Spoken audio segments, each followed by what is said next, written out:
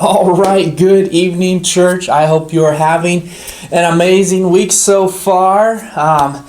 Got a chance to plow some snow yesterday. I like plowing snow, so anytime it snows a little bit, I get pretty excited to get out there.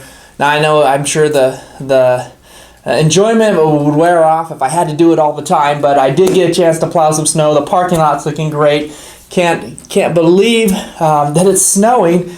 I know, mid-February. We just had Valentine's Day. My wife and I got a chance to go up to Sandpoint and stay the night in a little tiny home, a little Airbnb, and that was a lot of fun. And so, feel refreshed. I'm glad to be back.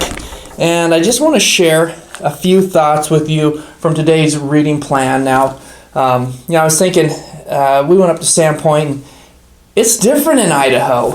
And I kept thinking, how are things going to go back to normal? I think the strategy is for things to go back to normal, we all have to move to Idaho. We were up there, excuse me, got a chance to see, you actually saw people's faces again. Every store you go into, not all the employees were wearing masks. So it was almost refreshing and encouraging that, this is going to pass. And I had a call today with the superintendent of the high school here, Ken, Dr. Ken Russell, and we were just talking about how long it's been, how challenging it's been to kind of go through all this, and with sports kind of starting to open back up, and there's just this little glimpse of hope for people, and just being able to kind of keep moving forward is what encourages people that we're going to make it through this. We're going to get through this. And so that's my encouragement to you. And if you've been at home for a long time and you don't know if the end is in sight, we are getting closer. And I want you to hang in there. And also, I want you to know that if you need someone to talk to, or you just need to get out, or however it might be, don't be afraid to reach out. Make sure you're still talking to people that you love and you care about, even if it's just picking up the phone. You do not have to do this alone, and that's the message I want to get to you. But turn with me to Numbers chapter 1. We just started Numbers this morning in our reading plan, and the link of our reading plan should be in the description below. And so, but turn with me to Numbers, and there was something that stuck out that I just kind of wanted to share, because what happens is God calls them all, and he kind of starts breaking them up into each tribe, and each tribe kind of has this list of where they're going to camp and where they're going to be at, and they start listing every soldier, every male that's over 20 years old that's able to fight and stuff, and they all kind of start getting surrounding the tabernacle in this area, and God says, I want you to start counting each person, and that's where Numbers kind of comes from. But one of the tribes says the Levites. And so these were the ones that were the priests. They were the ones in charge of taking care of the tabernacle and taking care of the things of the Lord. And so in Numbers chapter 1, and if you got your Bibles, turn me to verse 47. And verse 47, I'm going to start right there, says this. The Levites, however, were not numbered among them by their father's tribe. So the Levites were one of the 12 tribes of Israel, of Jacob's kids. And so each one, that's how they kind of broke up these 12 tribes, is each son had their own clan that was growing. So that was one tribe. So, but the Levites, which was one of the tribes, were not numbered among their father's tribe. For the Lord had spoken to Moses, saying, Only the tribe of Levi you shall not number, nor shall you take their census among the sons of Israel.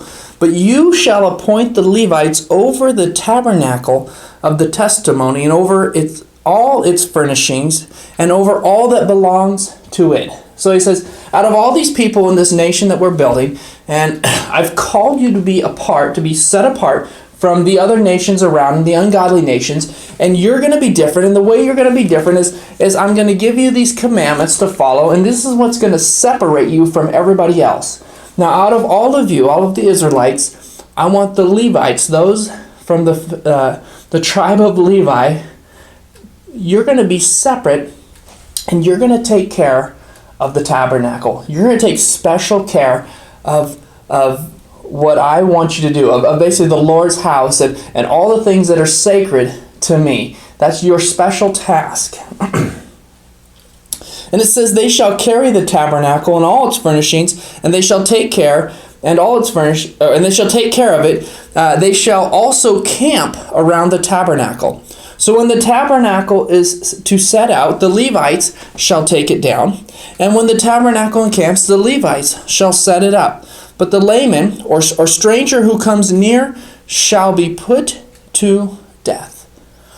As I read through this, I began to think of the importance the Levites had in this plan that God had, is that each of these other tribes, they sent out these men that were going to be fighting. They were going to be going forth and conquering and doing all these things that we think maybe are more important than just kind of guarding the temple of God. But the Levites, this entire tribe, their purpose, their goal was to take care of the tabernacle. So anytime it had to be taken down, everyone else is getting ready to go fight, getting ready to travel, to move, to do something, that was mighty and powerful. And here these guys, they had to take and they had to fold things up nicely, and they had to put everything away properly. They had to take down the tent, and then they had to carry, and then when they got to the next destination, they were the ones that set it up and put it all back together, and then they would camp around it. And anyone that came close that wasn't a Levite, it says they were supposed to be put to death.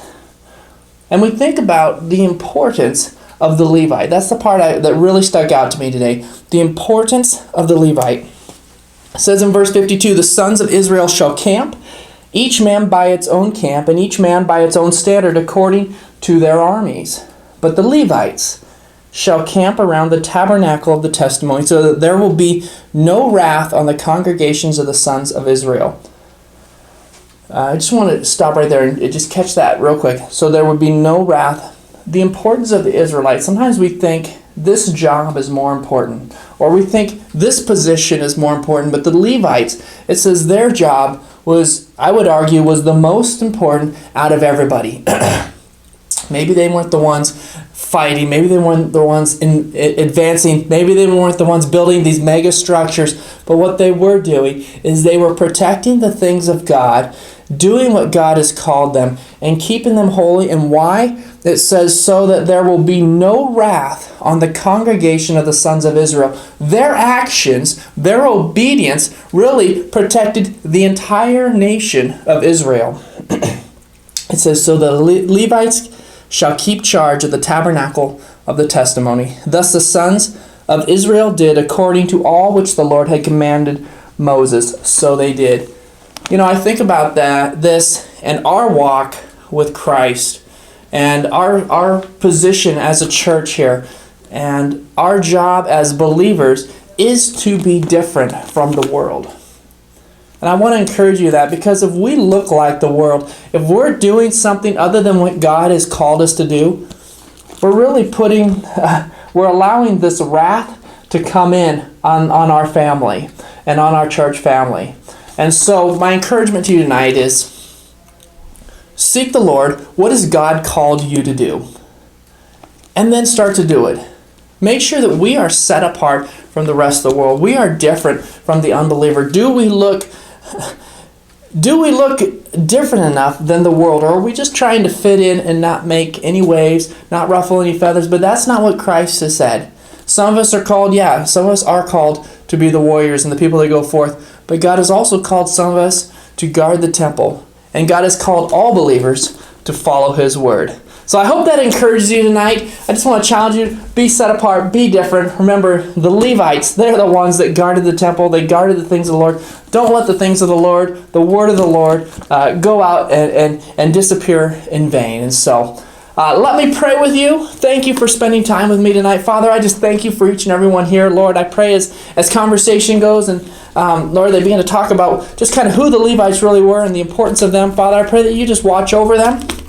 Bless them, keep them safe. Lord, we thank you that people are continuing to get better. Our church family is starting to get better. Lord, I thank you that you're healing me of my cough, Lord.